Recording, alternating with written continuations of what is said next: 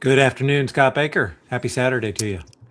Happy Saturday to you, Mikey. And it is live on Saturday, the 27th, here at 3 o'clock. Welcome to anyone watching live at this moment. And I think that what just happened in a minute or two before this is ties right to the field note. So the field note for today is don't accept the ignorance fallacy. It's field note 1661. Now, we would define this way. So Mikey had texted me a while ago saying, we're ready to stream live here on Saturday in the middle of a big holiday weekend. I was confident of that. And then I had a little hiccup getting right over to the studio, which meant that I didn't log in right until exactly 3 o'clock. So we were probably 20 seconds later than we should have been, and for which I apologize. We never get those 20 seconds back. But now Mikey had to make a decision probably. In his mind, he was like, Scott has not missed one of these when we were supposed to do them. Therefore, he will not miss this one. Yeah. Right? I mean, you could make you could make that conclusion, or you could actually go the other way and say, it's already time for the live stream to start, and Scott is not here. Therefore, he's not coming. So in either of those cases, there's not a perfectly logical connection. You can't say just because this. And that's what this field note is all about. Yeah. So, do I feel the need to remind Scott is different than the philosophical question of should I remind him because he never forgets, right? Whereas I knew that Mikey would remind me, and I was already thinking, do I need to text Mikey? I said, no, Mikey will probably text me in the next couple of minutes to remind me. And indeed he did. And so it reinforces the predictability. Yeah. Right. And so these type of potential fallacies come up all the time in our leadership, mostly in the way that we are presenting ideas to each other, right? If we go to advocacy way too quickly, we have the tendency to advocate from this point of, well, no one is arguing with me. I'm not hearing any feedback of it otherwise. So it must be an okay decision for me to move forward with because I'm not hearing anything, right? But whereas what that actually means is no one's arguing with you. Yes. That's all. Right. There could be a lot of reasons for that. Have you heard of Russell's teapot? No, never. No. So Bertrand Russell is a philosopher. Okay. Yeah. So it's just a simple thought experiment that Bertrand Russell came up with that says there is a teapot revolving around the sun somewhere between the orbit of Earth and Mars. And that's just the statement that he makes, right? Now, the thought experiment is brought up to say, like, I can't prove it, but I'm the one who's making the statement. Where is the burden of proof, right? Just because I say it creates this ignorance fallacy that says, well, you can't disprove it, right? And what Bertrand Russell is trying to show is like, if I'm going to make a claim, the burden of proof is on me to say that it actually does exist, right? So it's a small device that he used in his debates that he constantly had, where if he saw the ignorance fallacy kind of rising up, he would use the teapot in order to like gently nudge his debaters into this idea that you're making a claim that is unable to be proven just because you believe that it exists out there doesn't make it more likely that it exists. Well, I think there's a more profound truth here in the middle of this, and it's that we were missing it. The Bertrand Russell was trying to tell us about the UAPs long ago, and we were ignoring the evidence that was staring us right in the face. Yeah, well, you make a funny point about like how conspiracy theories might come rise, right? And we're not specifically discounting UAPs just because you brought it up that way, right? But that would be an example, right? Yes, well, we haven't seen any evidence of this, and therefore, right. So the gaps that are created as a result of claims being made, especially when they're being made by educated people, are like, well, you know, there must be something there, right? But there's gaps that are created everywhere. There's gaps that are created in the lack of knowledge as much as there is the claim that knowledge exists. And so, yeah, because you could say, we haven't actually seen an alien walk among us. Yes. Therefore, there are no aliens. You could also say, we live in this vast universe of billions of planets and billions of stars, and wouldn't it be so unlikely that we would be the only life forms? Therefore, right? Yes. But in fun to think about it that way. It's not fun to kind of contemplate. But at the heart of it, this actually is, and whether we call it the ignorance fallacy or the other name that's referenced in the field note, appeals from ignorance. Right. They both sound like potential thriller novels that you would see somebody reading on a plane, right? The ignorance fallacy. Yes. Appeals of ignorance. Yeah. Appeals of ignorance sounds a great one. That sounds more like a legal term. Right. Yeah. That sounds Ignorance like fallacy. Ignorance fallacy sounds a little bit like a thriller novel, and appeals of ignorance sounds more like one of those legal thrillers. Yeah. Yeah. I think John we're on Grisham something. wrote the second one. Yeah. Exactly. Yeah. So, but the way I liked it when I was reading this field note is that I think a lot of people feel this, whether in their work leadership or maybe even in their own sort of private lives, or when they're dealing with somebody that's arguing with them in their family, but they don't have the language. They don't have it to be like, that's an appeal from ignorance. Yes. Now, I'm also not sure that if you see it happening in a family conversation, that you should call it out that way. Yes. That might not help your case. No, but it is like, I have had leaders who've played the guess what I'm thinking game, right? And it's usually done in public, where they're trying to make it feel like this is a dialogue, we're having a group conversation, but it really is just a game of guess. I've decided what the best thing is. Guess what I'm thinking, right? And then you go around the room and you're like, nope, that's not it. Nope, that's not it. And so suddenly the leader in the front of the room is trying to establish that the idea that they have is the best idea, but they're not doing it from a place of strength or from data. They're doing it from this place of like, my idea exists. Guess what it is? And somehow I've never understood why this game is so appealing for people to play, but it comes up quite a bit. And I think all of it is like stems from this fallacy ignorance that we think. Well, I haven't heard any better. We've spent the last 45 minutes playing Guess What I'm Thinking. None of you have come up with it. Now I'm going to tell you what it is. Yeah. And we don't have room to talk about anything else. And so since I haven't heard any other arguments, that must be the way that we all should go.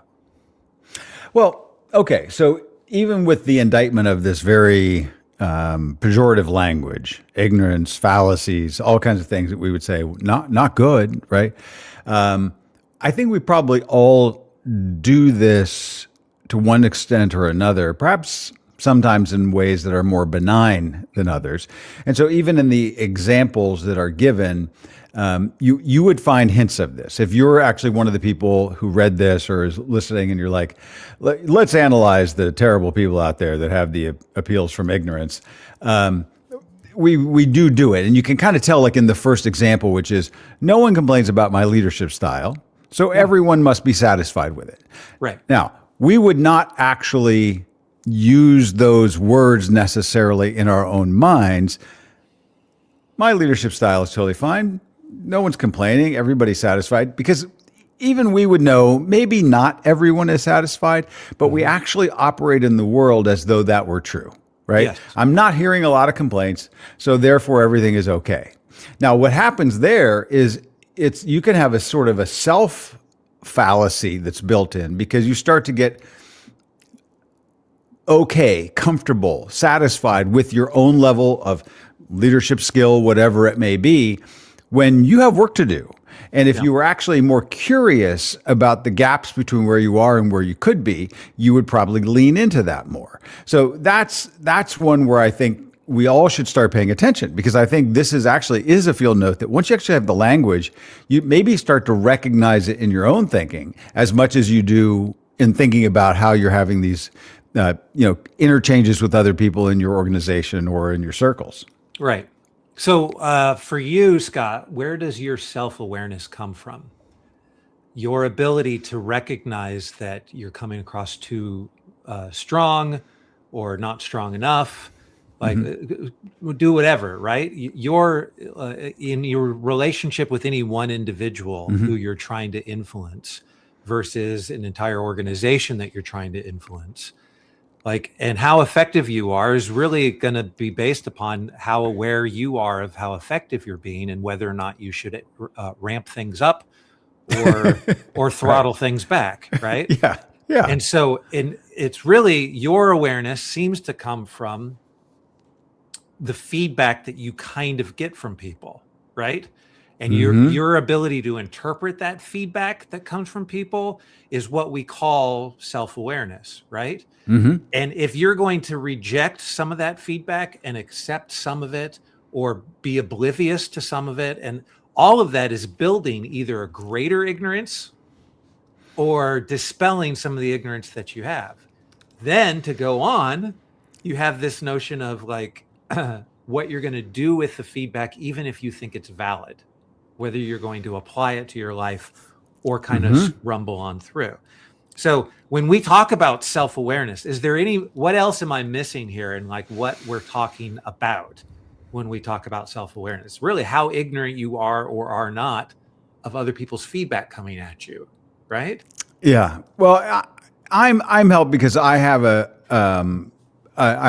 media production crew that follows me around 24/7, and also a performance coach, kind of like the F1 drivers. And so, and do you watch the dailies? Do you watch the dailies on an everyday basis? That's the job of the performance coach, to say, Scott, how do you think you did in that conversation? Let me and they give you. Now I'm almost like using that to say. Do you have someone editing it down to a 15-minute video at the end of the day that you can review? Like, because that would be brilliant. It would be. Here's how the day went, and then but then that editor has a huge job, because they can make you look good to yourself, or they can make you. And that's what our brains are doing. Our minds are doing that to ourselves. Like, as you journal at the end of the day, and as you're writing down the things, and instead of it just being facts, you're actually reviewing those facts too. You're editing for so are you a good edit? Are you an especially harsh editor on yourself so that you ignore all the ignorance that you might be wanting to accept? Well, how do you get better? I think being a better editor. I think in some ways, do you think if we all had accurate feedback about how we were being perceived at all times, that we could actually function in the world? Or would we just be paralyzed? In a lot of ways, we would end up dismissing people's opinions a lot more. We would end up saying, probably, you're not reliable, so I'm not actually going to pay attention to that. And I think leaders at the highest level have quickly been able to discern. So they accept it. They allow people room to talk. They say it. It's not necessarily lip service that they're giving, but they allow it at all. But in order for it to really penetrate, they've probably got a pretty stingy list of people that they would really listen to. Right. They're assuming the ignorance fallacy. You don't really know, right? Yes. So, but you could imagine, by the way, that you would have somebody. It's not only the crew. And by the way, what I was foreshadowing was, aren't we all sort of in this, not only the fact that we kind of live in this world and all our meetings are recorded on Zoom and everything else, but that we're baking all of this information of ourselves into various forms of machine learning, and that even now they're experimenting with these, with different kinds of wearable devices. Yes. And OpenAI and Johnny Ive have been promising this next sort of level of some device that we can't even know about yet. And so wouldn't we be into a world where we would be getting that feedback all the time? And maybe it's whether we like it or not, maybe we can turn it off. But would that remove some of the gaps of ignorance? Because again, I don't know that having pure non-ignorance would make us more functional or less. I suspect it might make us less functional. Which doesn't undermine the point of the field note, which is we actually should get away from ignorance-based decisions whenever we can. Yeah. So Randall mentioned to you the best book that he's read all year is 1929, the book by Aaron Sorkin, who also wrote Big Short. So I picked it up and I've been reading it. I'm probably about 2/3 of the way through it. And the thing is riveting, which is kind of strange because we all know what happens like at the end of 1929. And the book starts in January and it pulls out quotes from people and experience. Like the way that it's curated is a history of from like January through the end of 1929. Then it goes on. But these quotes that you're reading from people in March of 1929, before October hit, They're fascinating, and all by itself, Aaron Sorkin is able to create this tension. It's like, because you hear what they're saying, and they don't know how ignorant they are. Like Right. the author knows, and so Right. just curating this batch of quotes essentially becomes this riveting thing, because you're, as a reader, you're saying, "Watch out! You don't know. You have no idea." For right? sure. Yeah. Like in so many movies that we've all been in, we're like, oh man, they don't even know yet. Yes, exactly. And so you would love to always be the Aaron Sorkin Yeah. who can build tension that way, for the sake of a great story, to Yeah. be able to edit this thing together. But at the end of the day, there's some things we don't know what we're ignorant about. Yeah. And those are the things that, like the real prescription here is start a line of inquiry where that is how you normally are. So if there's Yeah. one behavior that's in here, is stay curious. Stay curious, right? Talking. You know, and this ignorance fallacy does underline, just in the same way you're talking about the 1929 crash. You know, one of the ones that often comes up in these scenarios is the Challenger crash, and that the engineers warned about the O-rings, but it was exactly the next step that they don't usually talk about in that analysis, right? Which was there was just uncertainty, and so the idea was, well, if it's uncertain, it's probably okay. Yeah. Well, no, right? Yeah. Now, here's the one caveat I want to add at the end, which is when you're looking at this and you're saying someone's presented an argument, or you're feeling a position because you're saying, well, I'm not hearing this, or I'm not seeing this evidence, so therefore it must mean this.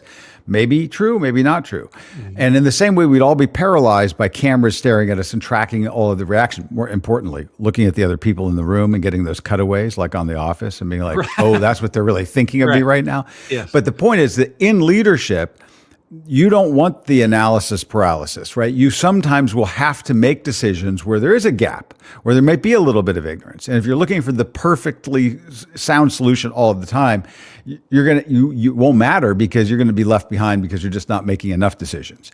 Yeah. So this is to say, at the end of this, is we need to be very mindful of appeals from ignorance, but we shouldn't be paralyzed, by them ultimately in the end. But the more that we're aware of it, I think that then your track record, your consistency, your batting average is going to get better. Right. Interesting. Jim on The Office, when he looked at the camera, it was always, are you seeing this guy? Michael, whenever he looked at the camera, it's always like, are you seeing me? Like, yes.